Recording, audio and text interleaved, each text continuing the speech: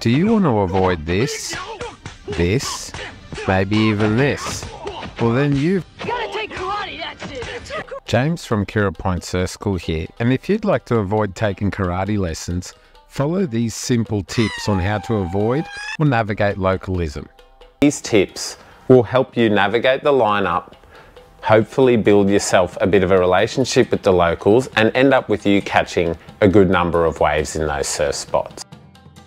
My biggest piece of advice I can give to you guys for localism is when you paddle out at a new surf spot, allow the surfers or the locals to have the inside position. It's such an important show of respect to these locals. Another really important thing that I usually do is let the locals have at least the first 2 to 3 sets that come through before you even start looking at waves. And most of the time, I'm flying under the radar, trying to get all the scraps underneath these guys. And once they see that you're willing to let them take the waves that they want, a few moments later, for the most part, locals are typically happy to share a set or two before the end of the day. Another important tip is no cameras. Or at least ask the locals if they are comfortable with you filming their surf spots, especially at surf spots with small surf towns around them. Such an important tip. No cameras! No photo. No cameras here at this beach. No photo. Also, when the waves are pumping, try not to upload the video the day of, because it can attract a lot more surfers and overcrowd the lineup. I think spots like Snapper, Burley and Cooley are so blown up that it doesn't really apply to these spots, but especially spots with smaller populations, make sure you follow that. One of the most frustrating things I experience with surfing, and I think a lot of locals hate this, is when people paddle out in huge packs. There's certain surf populations and countries who are notorious for paddling out at surf spots with 10 people, 15 people at a time. For myself, especially on an uncrowded peak, I will never paddle out with more than 2 people at once. If I'm down there with 5 mates, the way we approach it is 2 of us will paddle out, half an hour wait, the next 2 will paddle out, half an hour wait, another one will paddle out. And when we do paddle out, like I mentioned before, we'll always paddle to the wider part of the peak, let all the sets go to the locals, and we will wait our turn and allow the locals to communicate on whether they're happy to share those sets with us. The last tip I have for you is put the time in and also chat with the locals. Familiarize yourself with the locals and the community. And you will often find that the community will take you in, although they might still be a little bit hesitant to share the best waves with you. You will become part of the community and eventually you will be able to get those waves that you are looking for. Localism traits I don't agree with. This is a big one. And to be honest, I'm not innocent of doing some of these things myself. One of my biggest frustrations when surfing a new spot, or even when I see people visiting my own surf spot, is that locals take every single wave.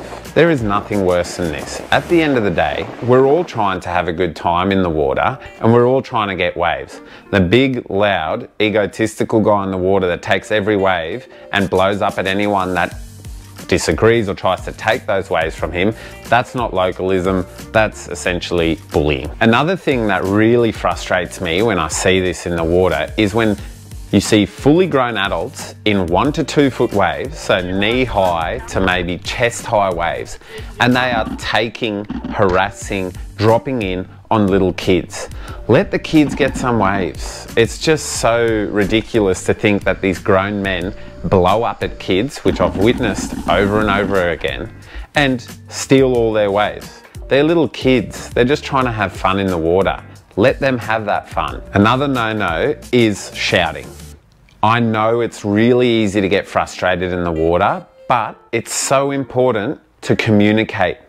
Whether you're communicating on what waves you want or what you disagree with the people doing in the water. It's important to educate people. And if you shout at someone, they will not be receptive to what you're trying to say to them. This one might sting a few people, but you are not a local if you've surfed a spot for 1 or 2 years. You might move up the pecking order a little bit, but just remember, you have flown into this spot, you've established yourself for a year or two, allow other people to get waves, share the waves, take turns. It's so important. And it's so important for a good atmosphere in the water. There is nothing worse than having one or two grumpy people who just ruin the vibe for everyone else. My last tip, and most important tip I want you to remember, is that you are going to travel and do a surf trip one day. How would you feel if you ran into that person at their local surf spot that you treated like absolute garbage at your surf spot? You know there's going to be some repercussions.